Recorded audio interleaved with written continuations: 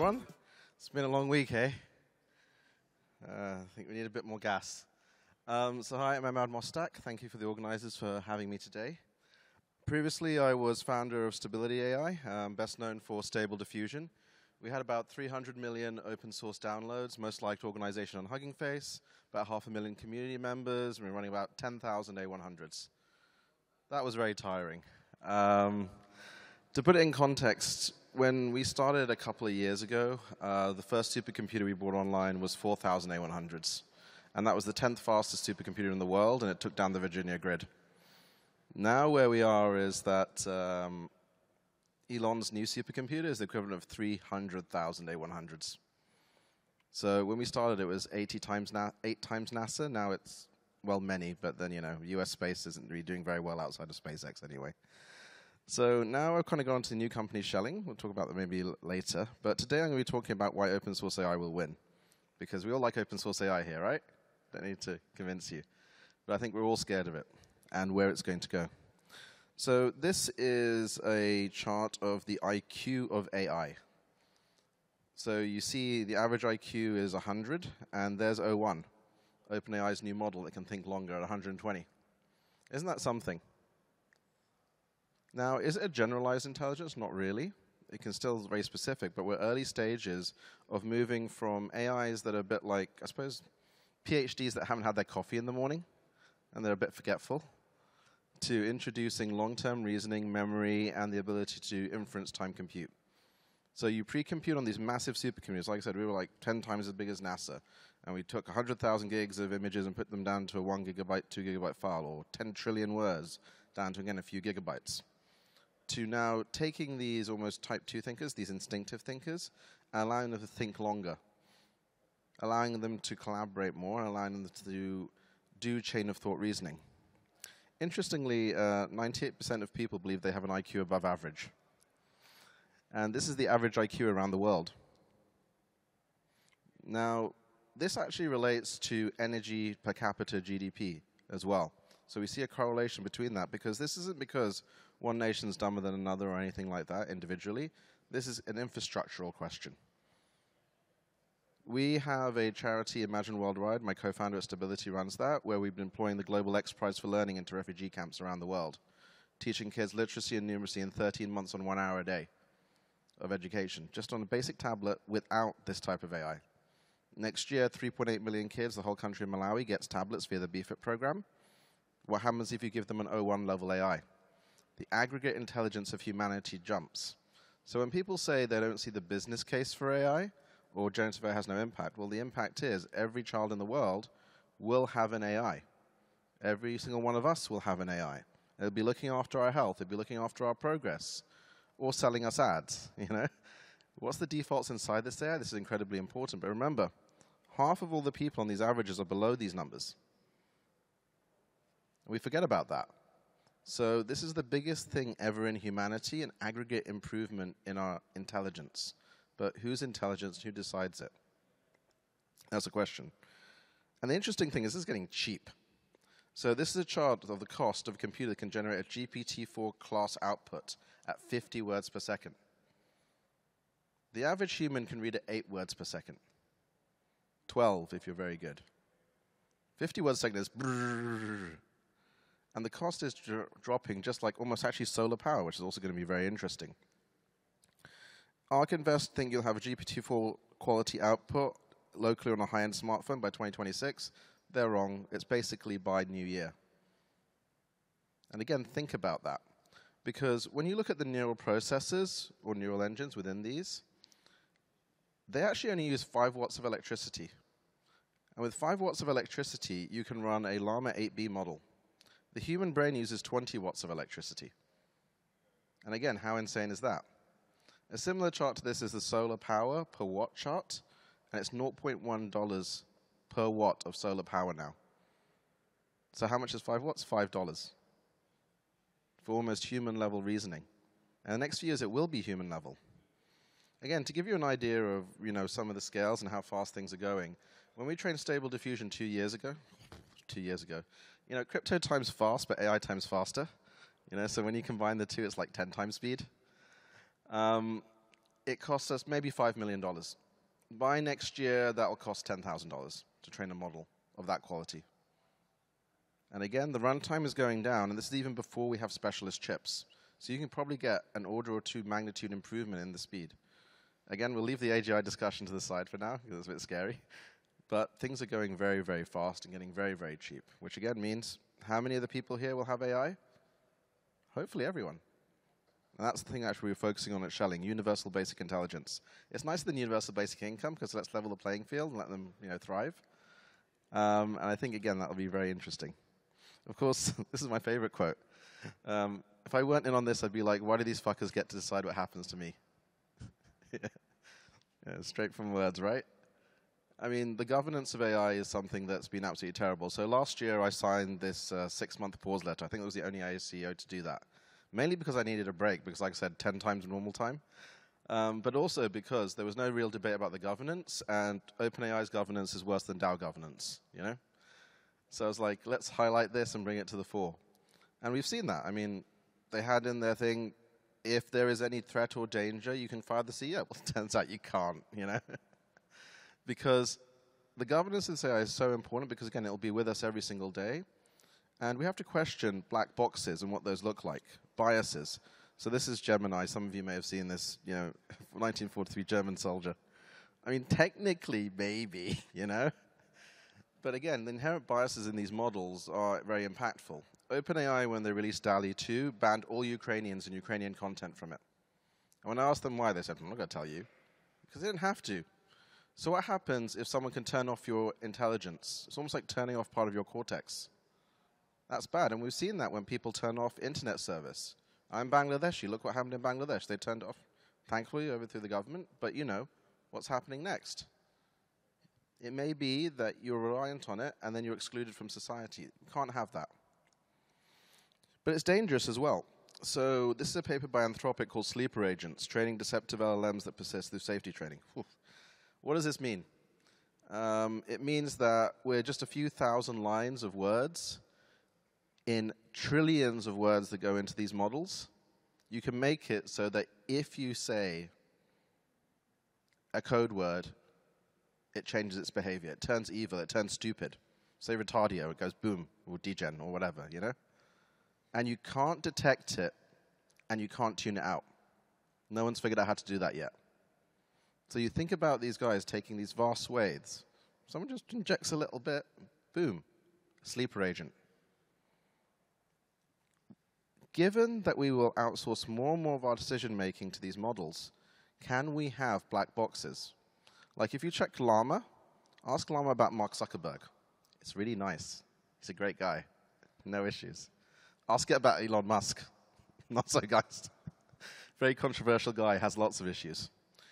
And now Meta's looking at selling advertising in it. So you type in Razor, you get Gillette, the best a man can get, things like that.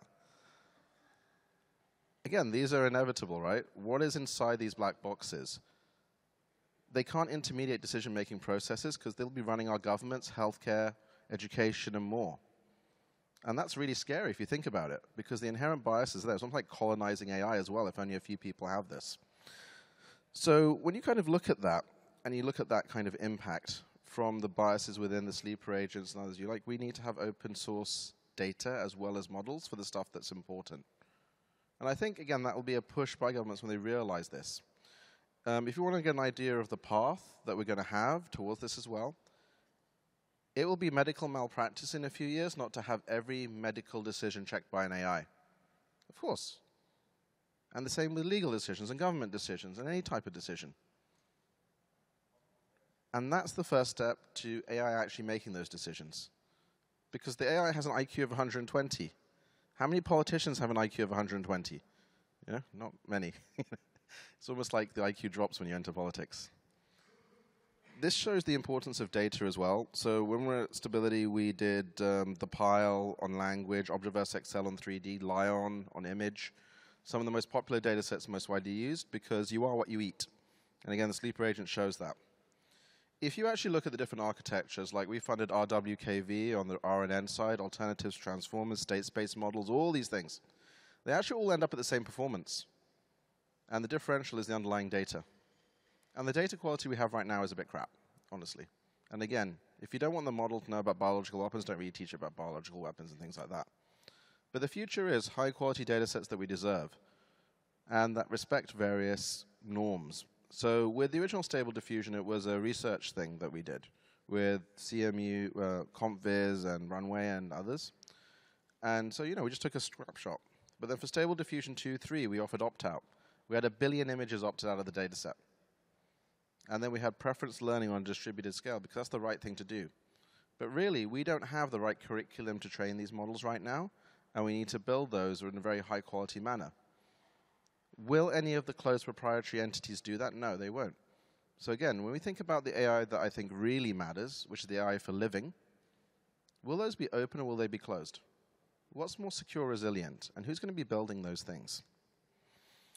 If you look at open source versus private models, the gap has been narrowing. Part of this is because it doesn't really make sense to go above 100% on MMLU.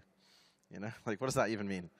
Well, probably we'll all be in utopia or die if that happens, So you can't get that much better than the underlying data. There's a lag, but again, we're seeing these things shoot up when you see the new llamas, when you see even the new Yi.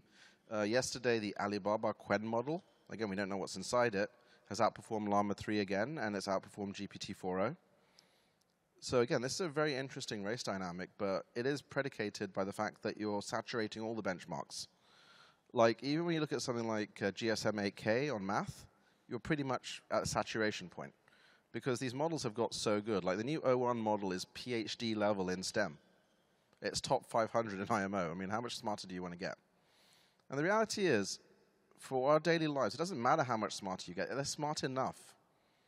The thing you need now is you need execution capabilities.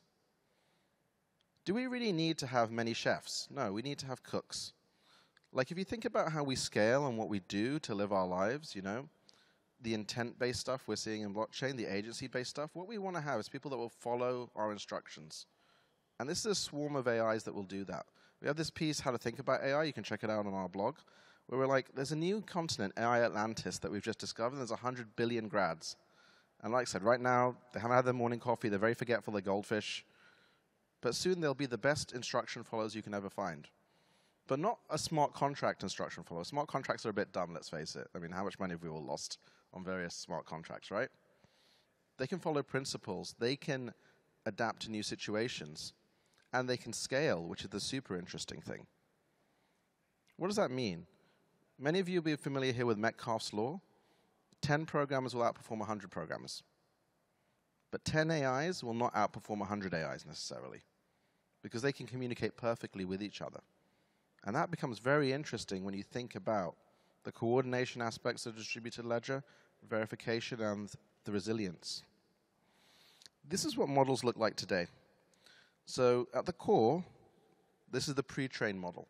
These are the big hulking supercomputers that squish it down. And the way that we do this is known as curriculum learning. So you take a big snapshot of all the images, of all the language, and it learns generalized stuff. Then actually with language models, we usually introduce code after, because code is language, and it gets better at language. Then you might customize it to Arabic or Armenian or whatever, or a specific tune thing with supervised fine-tuning or reinforcement learning. Then on the left side, you have the adaptation of generalized base models to more specific things. So these are the LoRa's, low-rank adapters, that you see for tune-stable diffusion images. But if you look at Apple Intelligence now on many of your smartphones, that model is a 3 billion parameter language model with multiple LoRa adapters on it for every single domain. And eventually, Apple will make it so that you can tune on your device your own LoRa that reflects your private data without your data ever leaving, just by plugging it in overnight. It'll look back and it'll do that. Because a LoRa is typically like, well, let's say 100th the size of a model. And it requires 1% of the compute of the model. Again, it's just like a graduate. You send him into the workforce. He learns a bit forgetful. Got to give him a big kick on the butt to get good work ethic. So that's kind of that side. The other side is a really interesting one as well, which is the modality bricks, whereby what we did with Stable Diffusion is we combined an image generation model with a language model, and somehow it learned those. Then with Stable Video, we extended it out by training the image model with video, and it learned video, and then it learned 3D. I'd recommend that everyone try the best AI demo I've seen so far is Notebook LM. It's by Google. You go, you upload, like, I don't know, the eigenlayer white paper on intersubjective tokens, and it'll generate an 8-minute podcast talking about it. Or 1,000 pages, or video as well, because Gemini can now accept anything. This is kind of the future, but again, when you think about it, all you need to have is a pre-computed block in the middle. The left-hand side is ideally suited for distributed training, and this is what we actually did with Stable Diffusion 3. Everyone trained all these LoRa's on Civitai, and we took the open source ones, and we squished them all together and learned from all of them. Wisdom of the crowds. And on the right-hand side, you have the multimodality, which, again, will interface with data sets everywhere as people bring things like data DAOs forward. And AI agents can traverse those and access the information they need at the right time.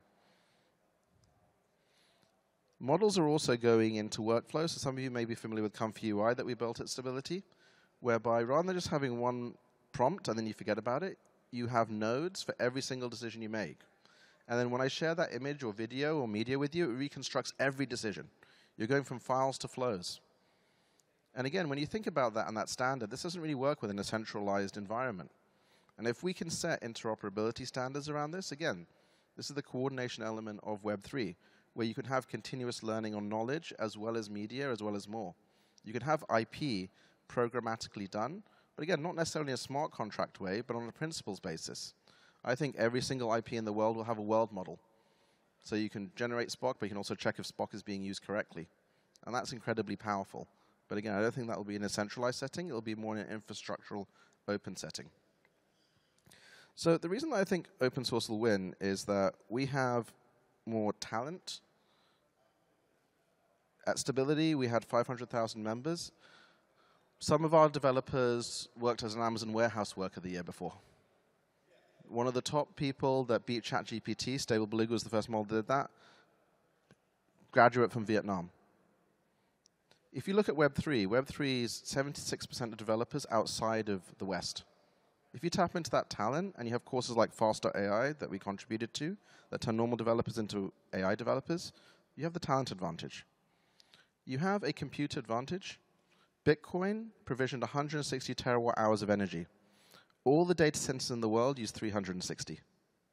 We have one example of high specialist compute. That's what we're doing at Schelling. We're doing universal basic intelligence provision, and then we're pairing that with an intelligence-backed currency, similar to Bitcoin. We're going to put supercomputers in every nation and allow everyone to control their own AI. So the people in Malaysia will build the data sets and models for Malaysia. Dedicated teams for education, science, all these things that matter, and fully open source Apache outputs. Once you do that, you don't have to build elsewhere. And again, I think that we should insist that the data that feeds the models that decides our lives is transparent. Going beyond that, when we think about the future of agents, agents will need digital payments to pay each other. They're not going to have bank accounts. But more than that, a centralized thing where OpenAI is getting all these licensing deals and we're freaking out about it, we actually just need the common knowledge of humanity for the stuff that matters to us. Just like a graduate going through university, all the data is already available. But then all that private data is best intermediated by distributed ledgers that agents can go across and access and pay dynamically. You'll be able to move to an area where rather than having the heavy-handed security that we've got right now, you can do dynamic security on every transaction depending on how reliable your identity is, because that's all about insurance. And that means that you can have a more efficient financial system than the one that we have today. Right now, our distributed ledgers don't scale because they're dumb. It's, again, Metcalfe's law, this overhead of communication.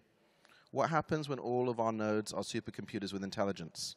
Then they can scale. And the more nodes you add, the more intelligent the network gets. So we'll have the compute, and especially because we're now moving to training time compute, so like I'm on the board of Render, 1 million GPUs.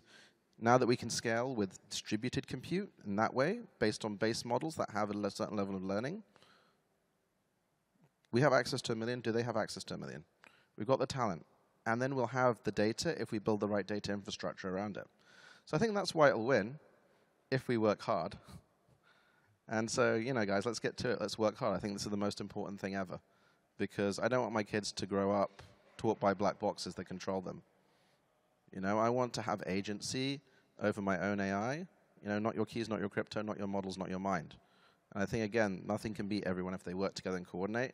So let's show that Web3 can coordinate. Thank you all. actually, we have a few minutes. You want to take questions, or up to you? Anyone have any questions? Yeah, so we actually have a few minutes in case there are some questions. All right, so you mentioned that the mythical man month might be a thing of the past, but like, how far do you think we can scale it? So if you look at the Google Gemini model, which uses probably ring attention, and there'll be open source versions of soon, you can upload your entire code base and videos of you talking about how crap it is, and like things like that, and it will intermediate all of that. Because code is just abstractions of different layers, and that is even before the agentic O1 type multicolor simulation agentic work. So I think you can scale that almost infinitely because, look, one of the biggest advances in society is when we came up with the printing press, right? But the most popular bestseller book in the first years of the printing press was How to Burn Witches. Not so good, right? Because what happens is with the printing press is that you can capture the stories that allow us to scale as a commonality. And again, good teams have common narratives. They have common agency, accountability, and responsibility within them. But you lose a lot of context. That's why it's often good to pair program. It's good to kind of work together, and the communication is lost. AI doesn't need to do any of that. AI can capture all of the contextual communication. So when we think about code or distribution models or any type of architecting model, humans augmented by AI will capture far more context and be able to scale more, and will have continuous learning that can adapt. Again, now when you use ChatGPT or Venice on the open source side, we don't have continuous learning. But we will. You will have individualized LoRa's that are adapted to you, and that will be your second brain, especially if we have standardized base models. And then you can scale that to millions of swarms that check each other and that are specialized for different functions, which I think will be the function of data DAOs, etc. So this is crazy when you think about it, right? And again, maybe an even better example is a Unitree G1 robot at $16,000 can probably do 95% of what a human can do. Honestly, check it out. The video is a bit weird and scary. It'll be $1 to $2 an hour for a robot soon, maybe 2-3 years. Do you think that a swarm of robot workers can perform better and more coordinated than a swarm of human workers? Yeah. And so why wouldn't the digital version be the same?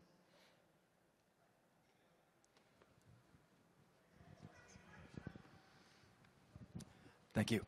So the world's data lives in reservoirs controlled by different parties. How do you envision this data being managed as this new world basically takes hold? The rights and also the privacy associated with that data and the controls that the parties that are contributing it would probably want in place before they release this on the world. Yeah, so I think that there are different types of data and knowledge, which is data and context effectively, right? And so you have your common knowledge, and that's what we're focusing on Schelling, like producing the best graduates that know medical Indonesian knowledge, or accounting in Turkey. That's all public knowledge, actually. It's common knowledge. Then you've got your very private knowledge. That's your healthcare records. That's other things like that. And then you have something in between, which is IP, which is licensed knowledge. But again, anyone who's tried to do IP deals, it's terrible, right? All that kind of stuff.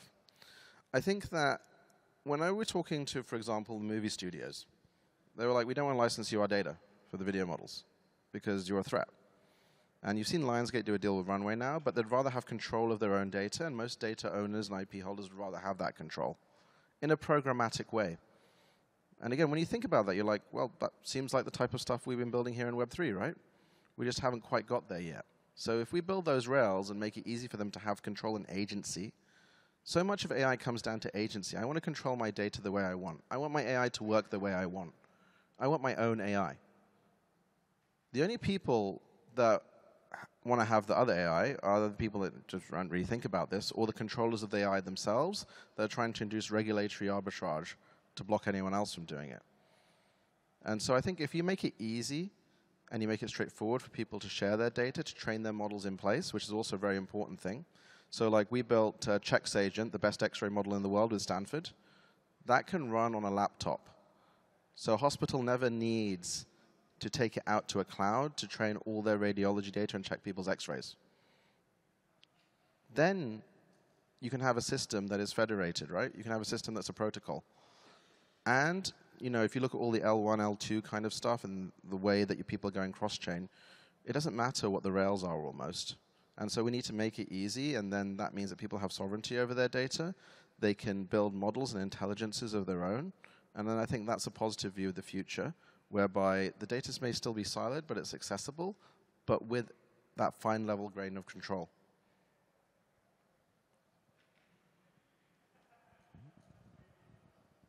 Probably take one more question in case, probably over there. So.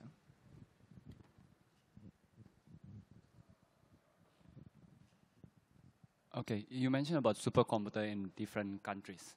So how do you see the energy comes from? Yeah, so our plan is basically, we'll have more details of this in a few weeks, set up national champions in each country, get the smartest people to come back, all of the groups to come in, 100% owned by the people of that country. And they provide compute to the network just like Bitcoin nodes, but they're H100s.